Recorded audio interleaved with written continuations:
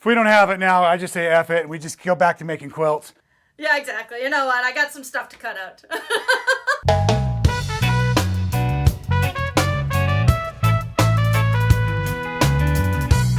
That is right, everybody. Joining me this evening, actually, we might as well pretend like it's live, right? In the studio, but also all the way from Calgary, Canada, a dear new friend and Michael Miller brand ambassador for 2021, Tara Sinclair from UhOh Creations. Tara, thank you for being here tonight. I am so excited to be here. So excited. The whole day job thing's been like overrated all day just to get to this point. Aren't most day jobs kind of overrated to get to the quilting room? Or is that bad for me to say with a day job? I'm pretty sure the day job pays for the quilting room. That's the point of the day job. Without it, the amazingness doesn't sit here. Right. One day it won't be the requirement. So what is it that you do during that day job? Let's just dive right into the old Q&A. All right, I am a software consultant. So I analyze what businesses do with their current software.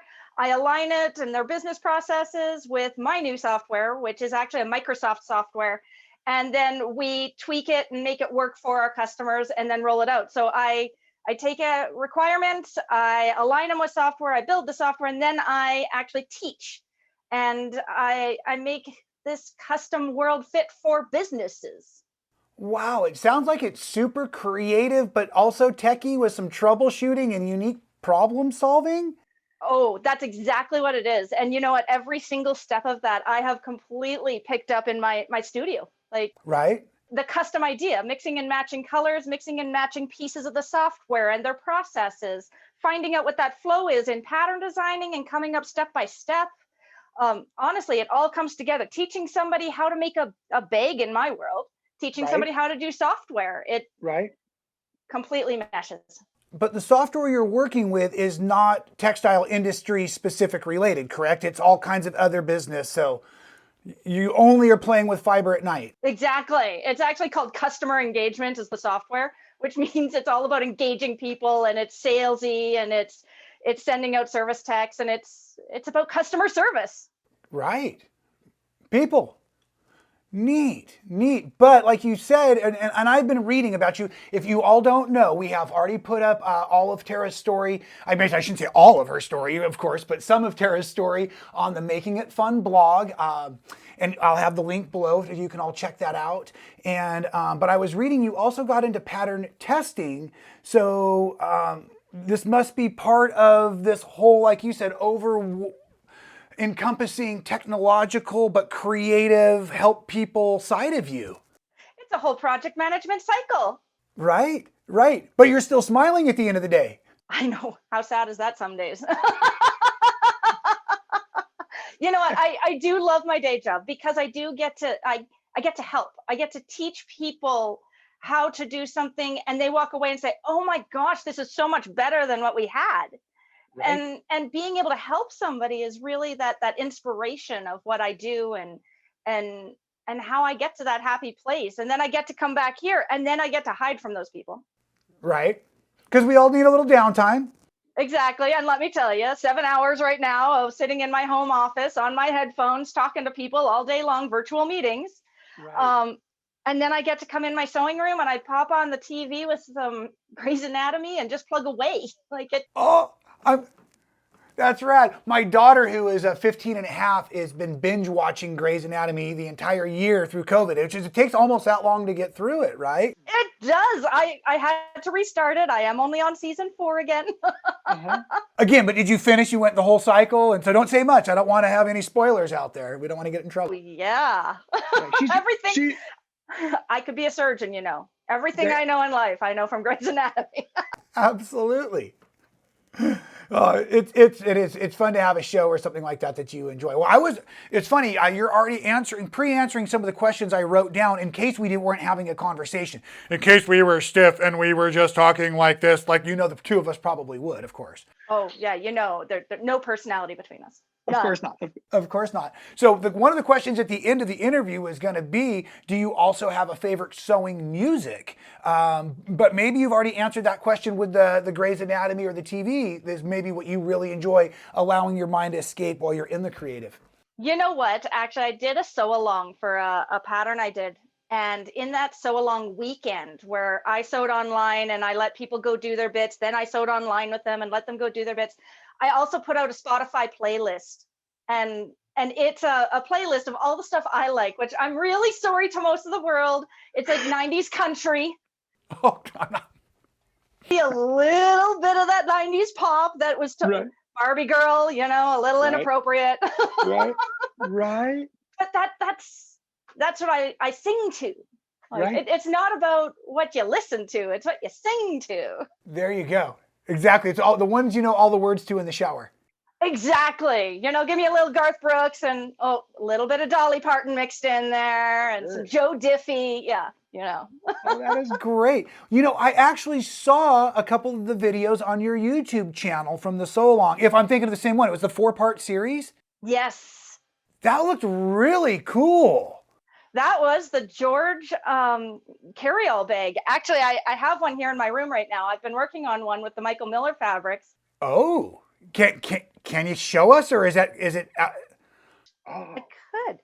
Okay, so while she's grabbing the bag, I'll tell you, and I'll have again the link for Tara's YouTube channel as well. She did this like, it was an all day, like it was just you started and she would record for a while and then she would come back and answer questions. Oh, it was just really a cool format. so this is the It was bag a you were. ton of fun. And this is the George carryall. He's a big boy. Yes, he is. But I used the border print actually on the front of it instead of just the fabric. And we've got a twist Right. lock to open it. And yeah, we Ooh, included really some nice. faux leather on it. And then this is actually a suitcase sleeve. So you can put it on top of your luggage. That looks nice and stable. Are you using something like a Bosal foam inside of that? I do use Biani Soft and Stable, actually. Oh, soft and stable, right. It is soft and stable. I love I do use the foams a lot. So the Bosal Inner Foam or the Pellon Flex Foam, the Biani Soft and Stable. A lot of my bags use the foam. If not, then it's a fusible fleece. So it's a softer texture then. So you get the two different feels. Yeah, yeah. And probably you've combined a few in a couple of different bags and a couple of different spots, of course. In random places, you know, just pop it out a little fun. Hey, do you feel like teaching for a moment? Can you tell the folks at home a little bit of the differences between some of the foams? Is there a preference or why maybe you would choose one over the other? Or did I put you too much on the spot there? No, I am happy to teach. It's that Oh, sharing, rock you on. know, Okay. a little information. So I use Biani Soft and Stable Foam for two reasons. Number one, three reasons. It's great quality. I trust the quality. I know it's always the same no matter what bolt I buy. It's great. always the same. Really great quality. Number two, it's non-fusible. Mm. And some people might see that as a downside. If you fuse foam to a bag and you end up, the term is birthing the bag. Some people like it, some people don't. So turning the bag through a hole at the end of the process, you're smooshing the Understandable. crap out of it. Sure. And the fusible side that's attached to your fabric can actually permanently wrinkle. I've seen that. And so it's because the soft and stable isn't the same materials as your cotton fabric. Sure. So that the wrinkles just don't come out. They shrink at different rates. They're different textiles. So I don't use the fusible. So that's number two. And number three, it's actually it's got this tricot cover on it. So it's got a nice cover on the foam that allows it to feed through the machine easily. So the machine likes it. The machine likes it, regardless of which side you're using. Exactly the same on both sides, which is amazing. Now, there is a foam out there that you can get, and it's referred to in the bag making community as a naked foam. Mhm. And it doesn't have that tricot on it. So it means that your machine chews up the foam. So you have to be careful you're not buying that kind of foam. Mhm. Bosal and Pellon, I believe, both offer a fusible foam as well as non-fusible. I know Bosal does. I don't know about the Pellon because the Bosal's the one I had played with in the few small projects. Yeah, and have you noticed they have single-sided fusible or double-sided fusible? Mhm. I have. Double-sided fusible, I accidentally bought that once and I went to fuse it to my fabric and then I was attached to my ironing board. So Right. lesson learned very, very quickly. Yes. unfortunately. And you must have a good hot iron to get it that hot to bond through, but enough that it would stick and put some schmutz on the ironing board, huh? Exactly. Now, honestly, if I get the schmutz on the iron, it's no big deal. You use just one of those dryer sheets, you iron on top of it, and it's gone. It's nice and easy. I actually have a video for all of you out there that are interested in how you can clean your iron. A little self plug, and I know I'm told Tara this video is supposed to be about her, and she'll have to keep me wrangled in. But yeah, there's a fun, and I don't know if I'm assuming Tara, you never saw the video. Most people haven't. But I, at the end of it, actually was using like a steel bench grinder and shooting sparks all over the studio. That's what I would be doing with my husband. He's out in the garage right now. I could have just shipped it out there. Captain Handy, what's he out there building? Oh, actually, we have a 1954 Willys Jeep he's working on. Jealous. I feel this is a whole different conversation for another day. Right. I don't have enough footage to capture all this. I'll definitely come over and is it just one more question though? Is it running already, or are you just still building it all up? So it does run already. He's about to start taking it apart. So I had to learn how to double clutch on it before he took the transmission apart, because if I was going to break it, I was going to break it before he repaired it. So Okay. Wild. But it's got a lot of work to go, and so he's hiding out there doing that.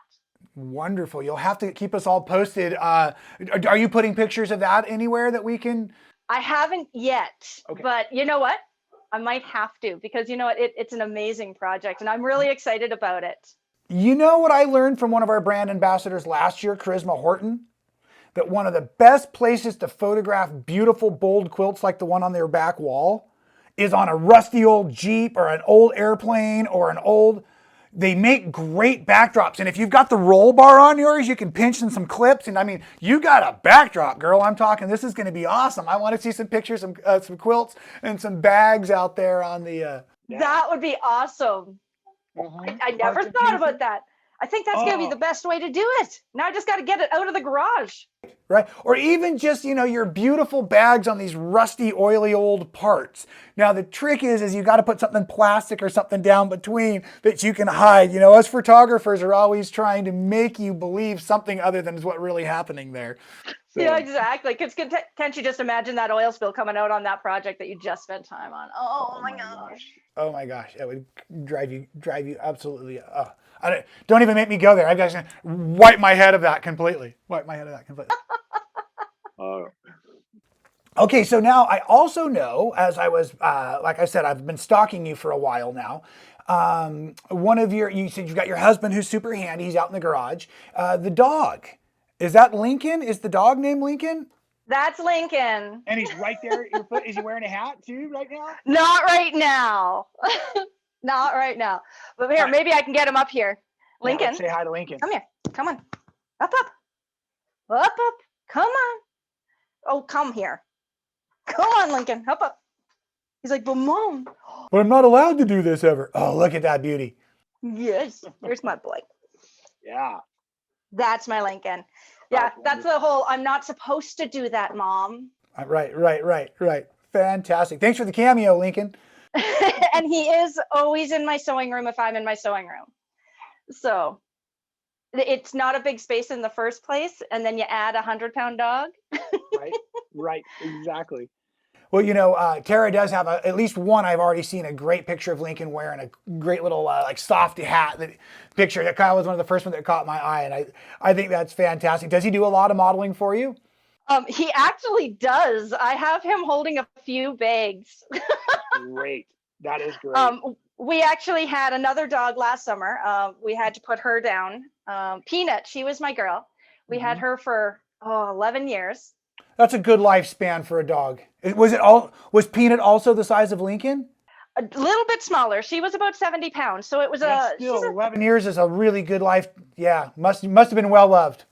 And you know what? I could get her to hold a bag handle in her mouth while I took her photo. That is fantastic. So she'd hold the bag up for me. And that was and proudly too, probably. Oh, very proudly. She had the whole chest pushed out and everything. Oh, that is fantastic. So that is great. Yeah, they're pretty tolerant of us humans. Yeah, they really are. Really are. They put up just for 2 bowls of food a day and a walk. That's all they really get. They're like, really? That's it. Oh, really like. Fetch down the hallway. Yeah, right. COVID version fetch down the hall, down the hall. Down the hall. Oh, that's funny. Yeah, I've got a little 10-pounder. He's a miniature yellow lab. Mm. That's what I call him. It's actually a Chihuahua mix with a big personality that loves to play ball. But Yeah, That's the lab part. That's the lab part, exactly. but I've got a big sewing room and a little dog, and you just said you've got a little sewing room and a big dog, and then you've got some serious hardware behind you too that I'm looking at there. Well, tell me about these sewing machines. Well, I'm a tool junkie, right? Oh, come on, Rob. This is the primary tool of bag making. The persuader? Yeah, exactly. When you don't like a seam, just give it a good smack and it'll make it work. You don't have to use it only on hardware. You can smash any part of the bag with that. Any part of the bag. So I have two primary machines in my sewing room. The domestic is a Brother Innovis XV8500D. So it does embroidery, it does bag making, I could let it sew itself, like honest to God. It is that machine where I could set the fabric under, it'll keep its seam allowance and do its thing. I don't know how, but somehow it does this. Right.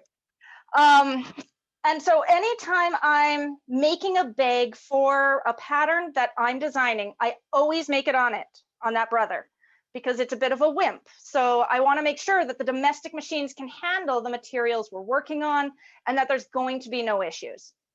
And I'm going to stop you right there for a moment and defend Brother and all other machines, even though I'm a Juki ambassador, because they'll sew circles over all those other machines because they're not wimps. But I have a multifaceted Juki on the set.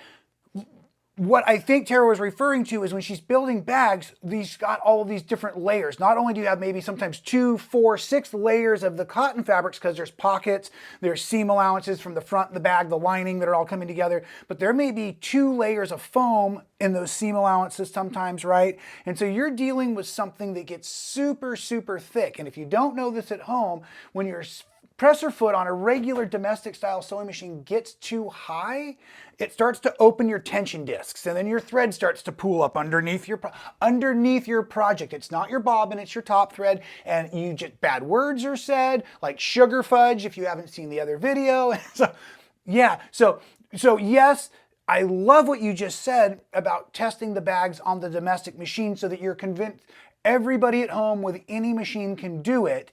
And you were just basically, because we want to make sure that everybody knows that's actually a pretty dang nice machine you got behind you. It's an amazing machine. Yeah. When it comes to that thickness. And that's why maybe if you're not tracking what I'm saying, think about when you try to sew over jeans. And it's not actually the density of the material, it's the going over that seam where we break the needles and tear the thread and all that every single time. So back to you. If you think about the layers I'm doing, every piece of cotton I sew typically has a second layer of SF101 interfacing. So every piece of fabric is actually 2 pieces of fabric. Then you have the foam, then you have the lining, then you have, oh my gosh. I actually, if somebody goes to test a machine for bag making, I generally tell them to take a partially made bag and then fold that panel in half and try to sew it. Right. Right. Because honestly, you need to make sure you can do twice the number of layers you think you need to do.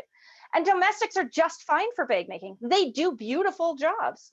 The only reason people get into machines like that is to sew leather, to sew a 3.5 ounce leather, to sew upholstery rate fabrics with the extra stabilizers. That's what that beauty does. Right. And that's my beast. As far as I'm concerned, it's called a Titan. Okay. That is a Titan brand. The Juki lineup has an identical machine to that. And it might actually be kind of on the other side of the room right now from where I'm sitting, maybe.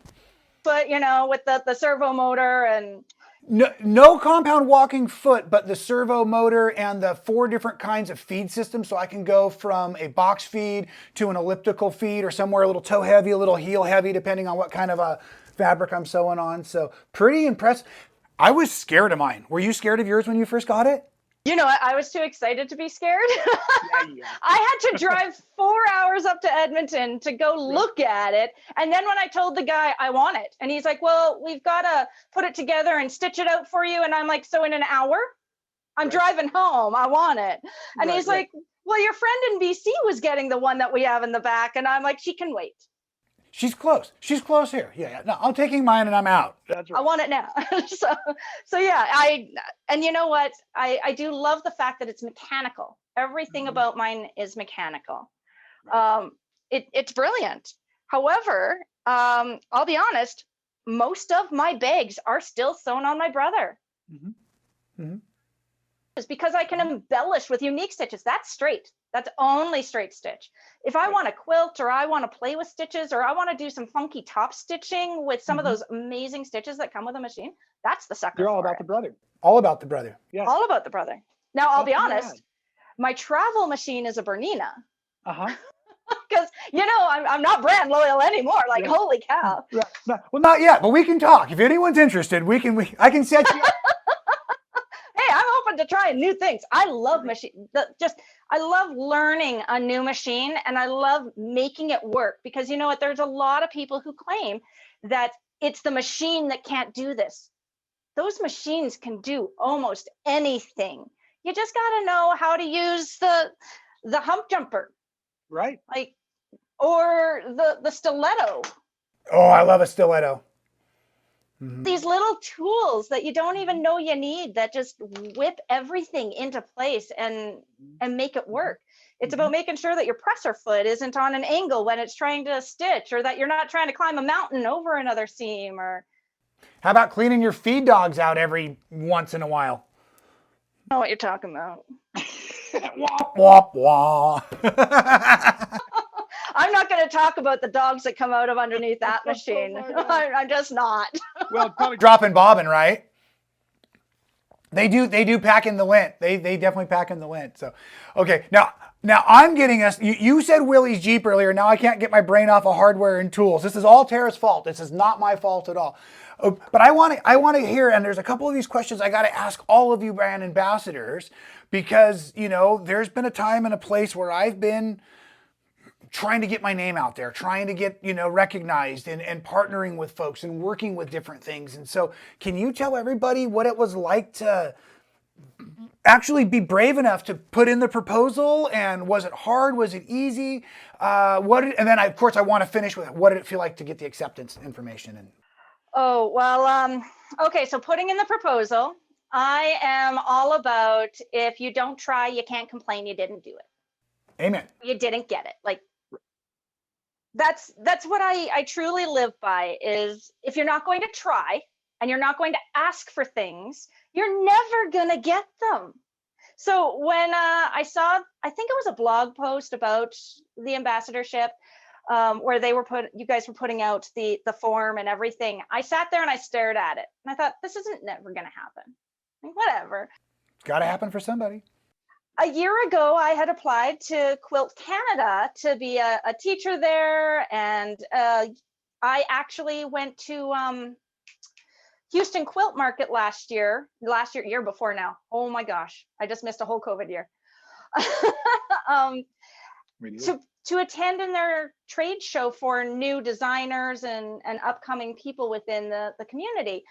And I figured if I'm willing to do those things, this is just an online form. And then I sew at home. And why not? If I don't put this in there, I can't complain that I'm not getting anywhere and I'm not going anywhere. So I remember filling out this form and I second guess everything I write. And I'm sure Right. most of us do. Sure. We're our own worst critics. Oh my gosh, are we ever? And so I remember writing up all these answers and then rewriting all these answers and then rewriting all these answers. But you know what? Hitting the send button is one of those weights off my shoulder where I'm done. All right, moving on. I did it. I've made my best effort. I can't ask for any more from myself. And I'll be honest, I do put myself to a very, very high standard. And so once I know that I've done as much as I possibly can, I am that type of personality where I move on. Mm-hmm. Mm-hmm. And then one day, randomly, this email showed up. And by this time, I had completely assumed there's absolutely no way I was getting in there. And this email showed up. And my jaw dropped as I'm reading this email. Like I was in a meeting for work, and thankfully I wasn't presenting, and I certainly wasn't the one talking. And this is why you don't multitask. Just for the record, this is why. You may accidentally squeal out loud. There may have been some noises, and thankfully I stay on mute on my meetings. And there was definitely a lot of heavy breathing of, oh my God, oh my God, oh my God. And I got out of that meeting and I called my mom. Right. And I'm like, Mom, do you remember I told you about an application that I was submitting? And I figured there was just no chance of this. She's like, well, yeah. Wasn't that like Michael Miller or something like that? And I'm like, yeah. So I finally got an email back. She's like, oh. And that dead silence. Like just. And she's like, was it good? Right. Because you called, and it's been a while since you called your mom. And actually, my mom and I talk every day, but weird relationship. She's like, so you got it? And I'm like, I got it. I got in, Mom. I'm in! Like, Mom, I'm in! They chose me! Like, oh my God. There was happy dances, and Lincoln, of course, is running around the house trying to figure out what the heck I'm doing, because there was no clue as to what's happening. Right. Oh, jumping up because he doesn't know. I don't dance in my house normally. Right. There's no room. No, exactly. There's a big dog in my way. But I don't think I'd ever been so happy. Like that excitement, that joy, that I did something. I made something happen. That can't be replaced. That feeling. It was amazing. oh my gosh, that is awesome. I can see it all over your face still. That is so. Reliving it. Oh my gosh. Right. Just reliving it all. It's like the first time I got asked to teach something when that person actually didn't know who I was. So it's not that they had attended a class. It's not that a friend called them up and said, hey, you need to have Tara teach for you. It was, I made this happen.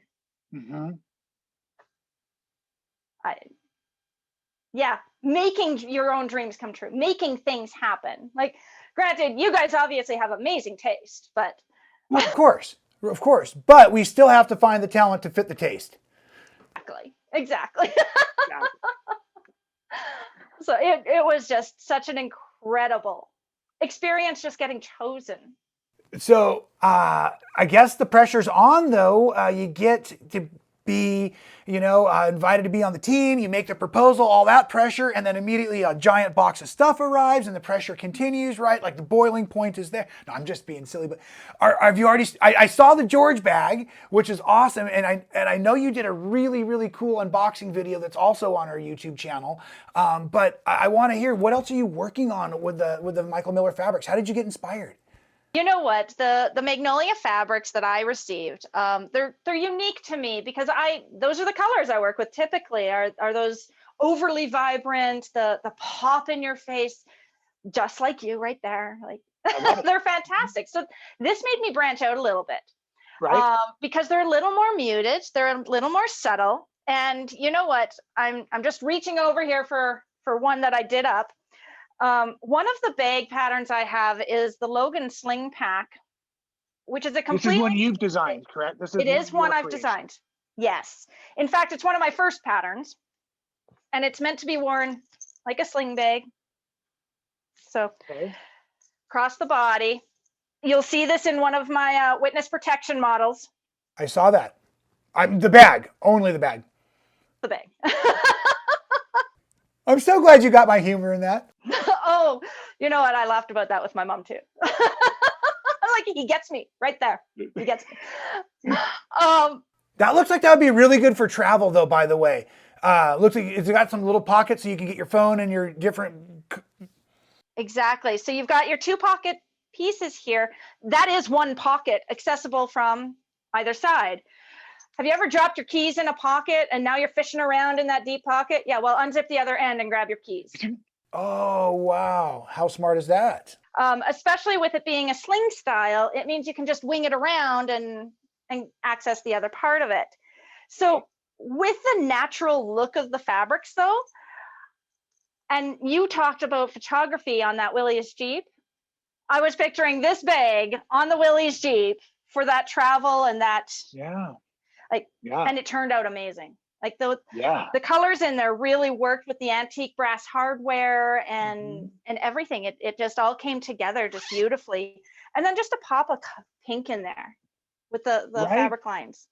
Oh, Like, just for fun. wonderful. Right. Right. So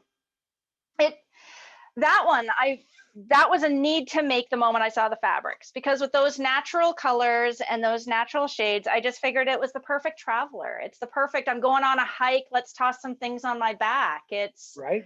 so that's where this one came from. I couldn't resist that. That is really So cool.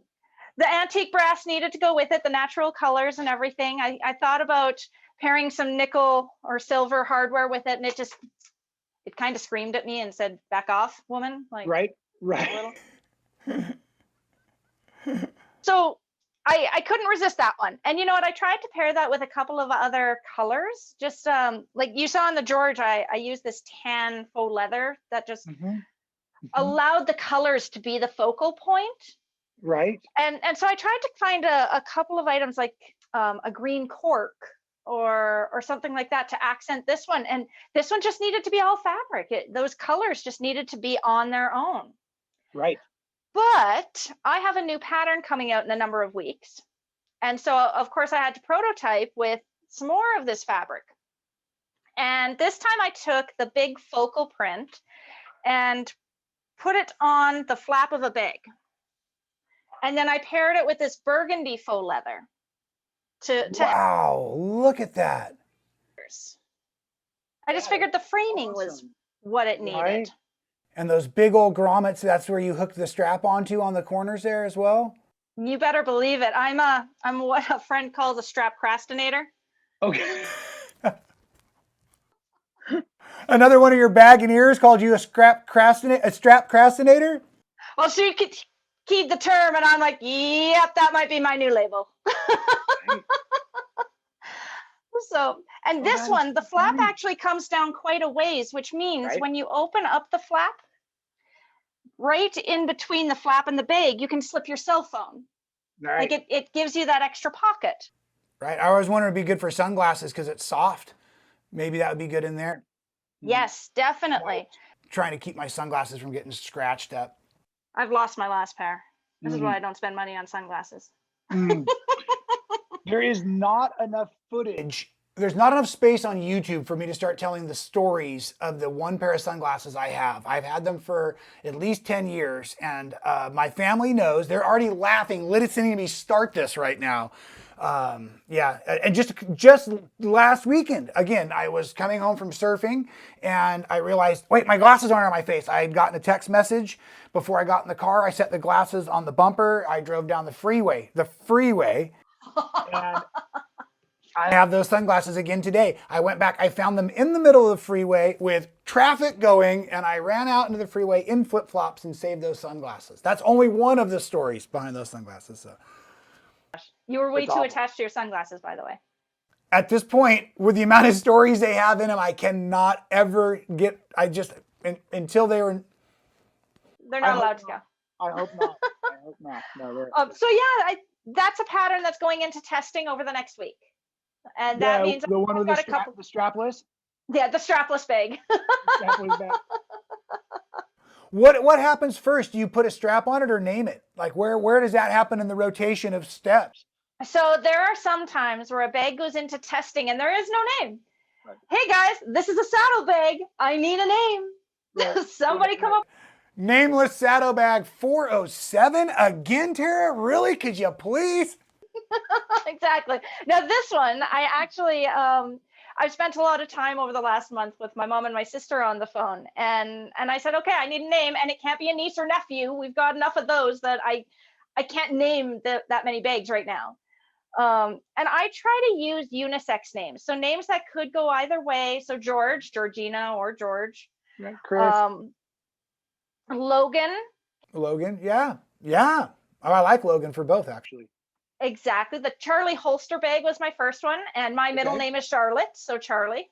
Got it. I always figured if I was going to pop out a baby and I was going to be a girl, her name was going to be Charlie. Okay. So yeah, Bailey. That's one of my latest ones, Bailey backpack. So it can go either way. So I try to do that. So this one, I'm going with Jessie. Oh, perfect. At least today, that's what I'm calling it. Right. I'm not going to promise that by the time pattern release comes up. These are promises we just can't make. Oh, absolutely not. So we'll see what it ends up being. We'll see. That is really cool. But typically there's the drafting of ideas, and then there's dropping out pattern pieces in Illustrator is how I draft my pattern pieces. And then when I decide that this is actually worth making, then I make instructions. Right. So you've built a couple of prototypes out of some either like muslin or dummy fabric, or do you always use your best fabric when you're prototyping? Because you're just like, I gotta sew with something. So I kind of use the best stuff. In fact, I have been known to prototype in leather purely because no extra stabilizers, no extra in a raw edge for the prototype than I can because the leather.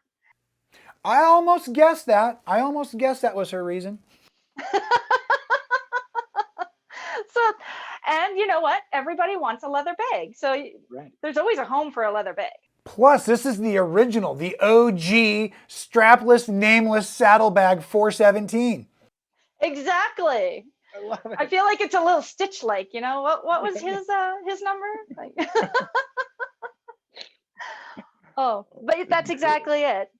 And Great. you know what? I have friends that'll prototype just by using foam to put the pieces together and see how the foam sticks together. I have been known to take a bunch of pieces of paper and staple them together and see how that comes out. When you're in kind of that shaping process, just see if the bag's the right size and volume, and Exactly. tape against a bunch of newspaper and throw a water bottle in it and see what happens. See if it drops out the bottom, Right. like Exactly. it does. Just so You need you know more it paper. does. By the way, don't try it. Or just to get a funky angle or a funky curve going on, like Right. yeah. Right. And is that like, because I don't know much about making bags. I love gear and I have got a million backpacks, and I see a lot of the engineering that goes into them, but I don't always understand it. So like even on something like the George you were showing earlier where the top was kind of rounded, I'm assuming that is for character. Or are you like carrying mouse ears in that at times? I mean, what is that? It could. You know what? Somebody actually took the George bag pattern, and I love this. I love that people are willing to try new things with my patterns. They took that pattern, and I worked with them to come up with the pocket on the back, so an additional pocket, and it's a racket pocket. So they store a racket in that when they go to play racquetball and stuff. Right. Like it's, Right. and it was the perfect curving and everything for them. And the shape. So where you were saying the normal suitcase handle drops in, that's wide enough for a racket. So did you stitch the bottom so the handle comes out the top? They actually put an entire back compartment on it, the same shape as the back, and everything with another zipper. So I gave them instructions on how to do that part. Right. And then they modified the snot right out of that sucker, and I love it. That is great. The person actually made, I think, 3 versions of it. Wow. I love it. Nothing Wow. makes me happier than seeing somebody run with their own ideas with my pattern as a base. Right. Right. And inspiring creativity. You know, okay, I'm going to ask you a question and you can actually say pass on this one, because I did notice that there are other people out there making videos using your bag patterns. Yes. And so, how does that feel as a designer? Do these folks contact you for permission? Are you a partner with some of these folks? I mean, how does that work? Do you want to say pass? Yes and no. No, Okay. it is a yes and no answer. So this is actually in the bag making community. We do have these open conversations sometimes in the general groups in Facebook. And you know what? I love it when somebody's willing to do a video tutorial of my bags. They're never getting my teaching style. That's unique to me. Sure. But it encourages so many more people to make that pattern and to try that pattern than if I didn't have a video out there. So Right. typically somebody will message me and say, hey, I want to do a sew along, or I want to do a video, and there's some ground rules. Number one, don't be giving out a bunch of the measurements and don't be snapshotting all those pattern pieces. In Right. fact, I limit the number of pictures of the pattern itself, like just some ground rules. But you know what? Every time somebody does a video with one of my patterns, here's the business side, that's free marketing. Yeah, absolutely. I don't have to create that content. They're doing it. And you know what? They generally just love the pattern so much they want to do it. Right. Now, there are 2 people out there that have done videos that I have in my test group. So one is May. She goes by Isabella Sparsh on YouTube, and she makes these quicker videos. There's no talking in them. It's just. I think those were the ones I saw, and they were very attractive. I love May's style of video because that's what I'd watch. I don't want to watch for the learning experience because I'm too embedded into bag making. But it's giving me that snapshot of how this bag comes together, so it works for me. But a lot of people that doesn't work. My mom is a YouTube watcher who watches the full instruction on every step of how to make things. And so Di Scarro, or Bags by Di, I think that's her YouTube name. She does full-on tutorials of my bag patterns as well.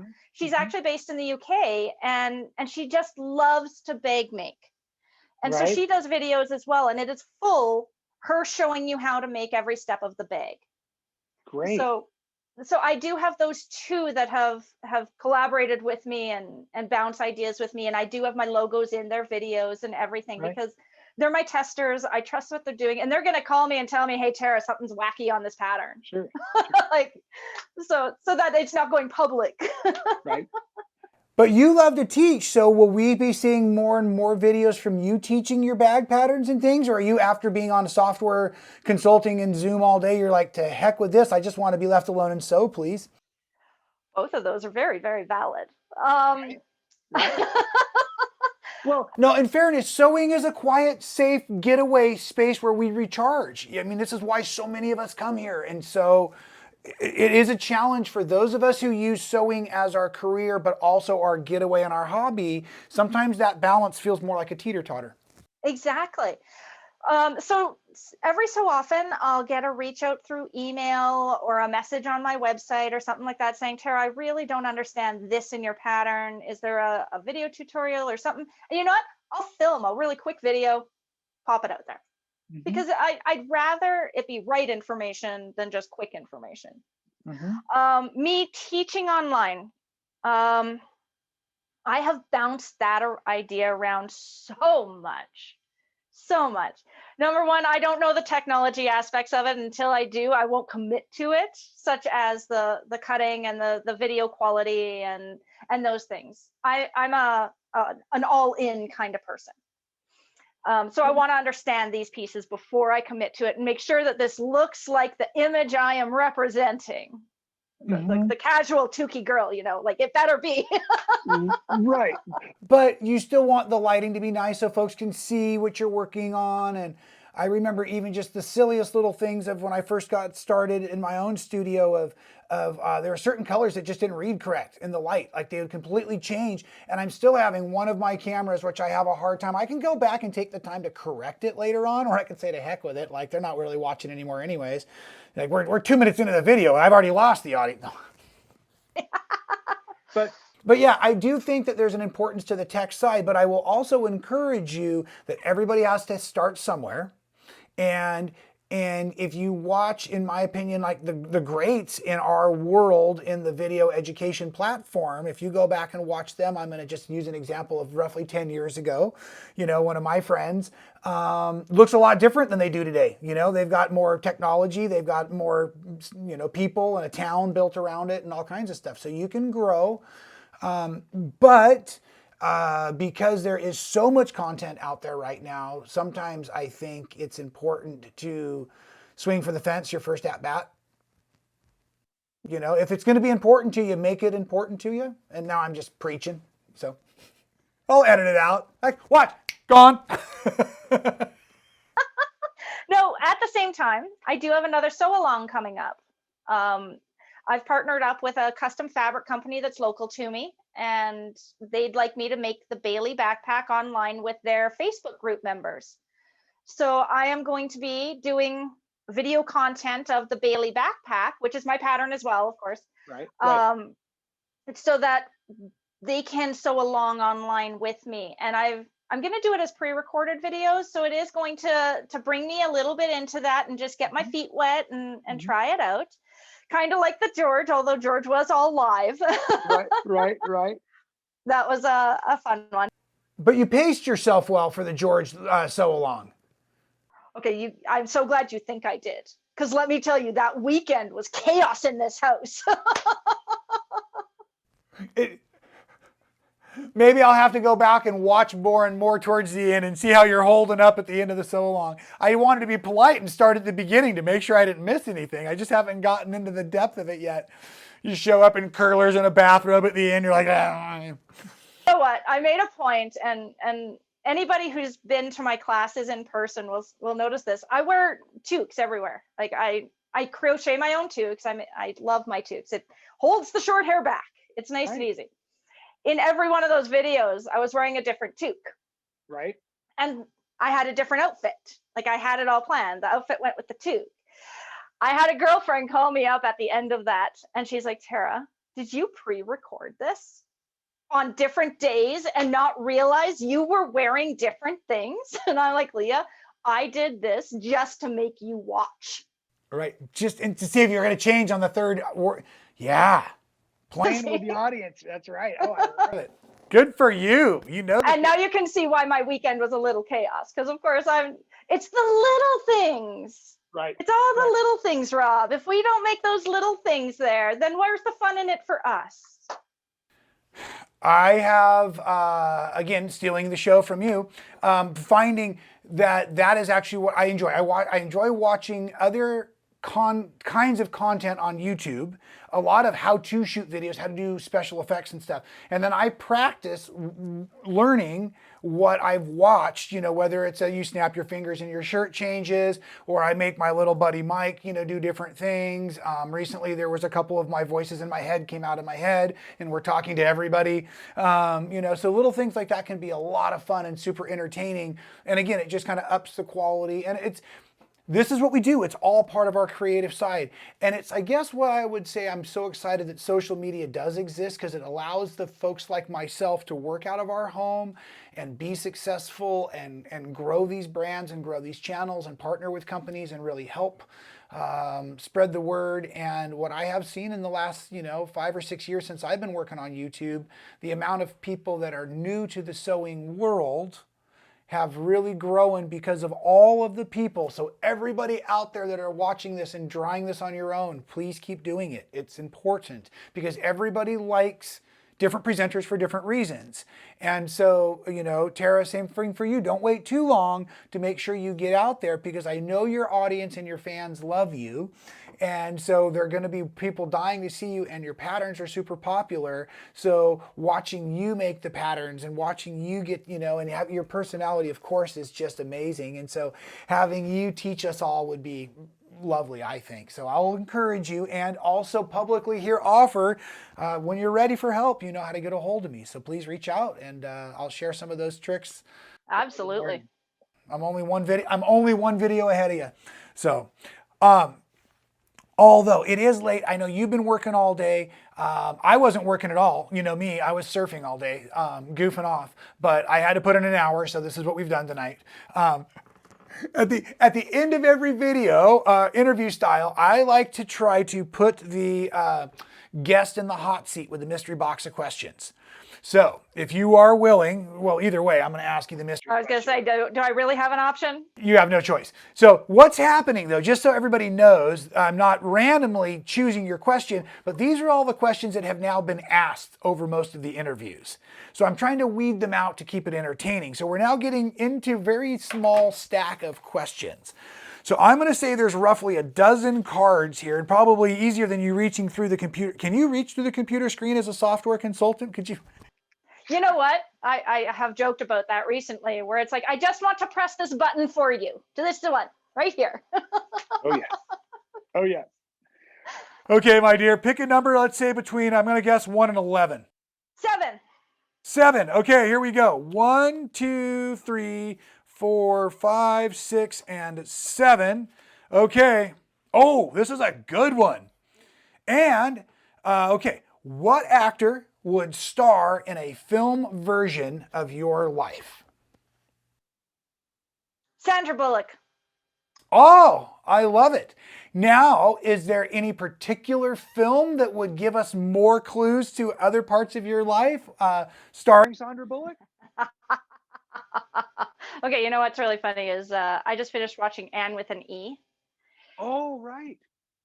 from Anna Green Gables, and that show is something I connect with, but has nothing to do with Sandra Bullock.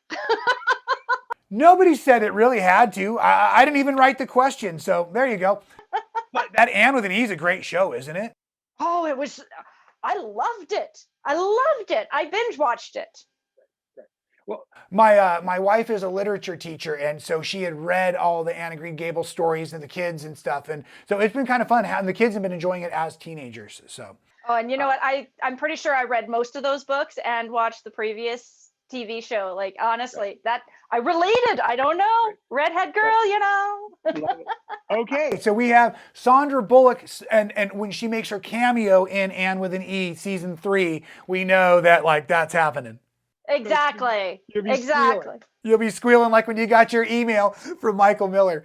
Okay, now something we've started with you new brand ambassadors, because I love you so much, I think it's only fair that I should have to answer one of my own mystery questions. Yeah.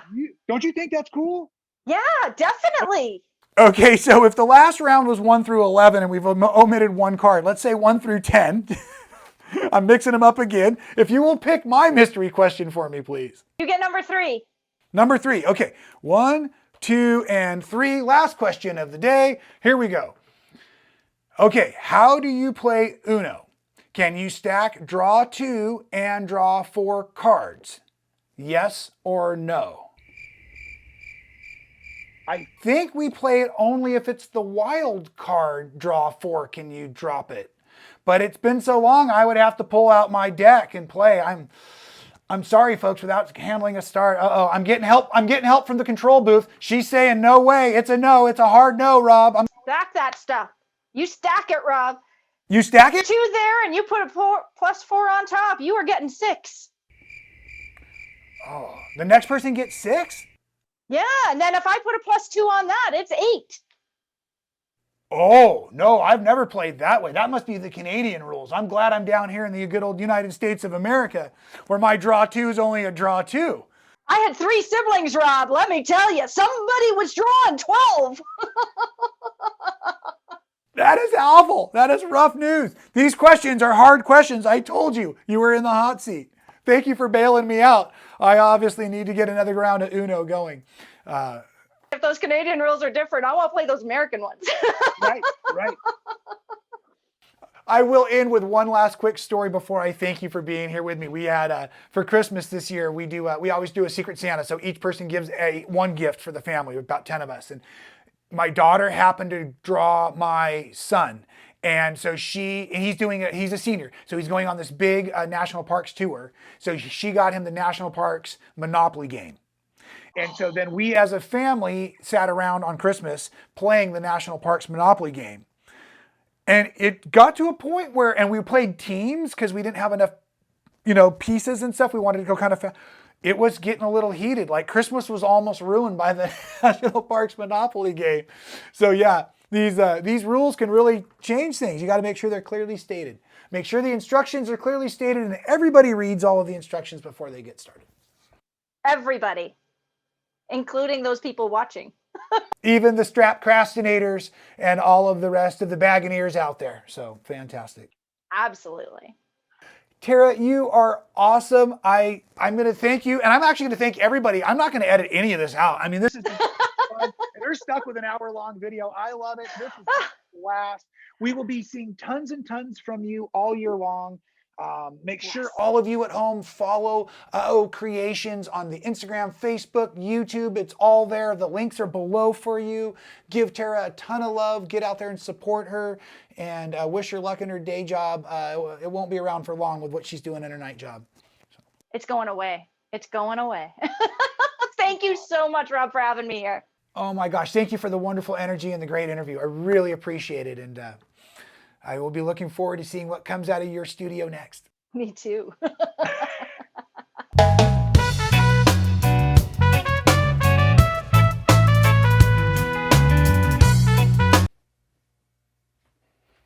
Wow, you are still there. Thanks for sticking with me till the end of the video. I know, I get a little long-winded sometimes. But if you did enjoy today's video, make sure you check out a few of the other ones we've created. I think they're terrific. And of course, please subscribe to the channel. Make sure you hit the little bell to be notified. I don't want you to miss a moment of the fun. Stay safe and happy sewing.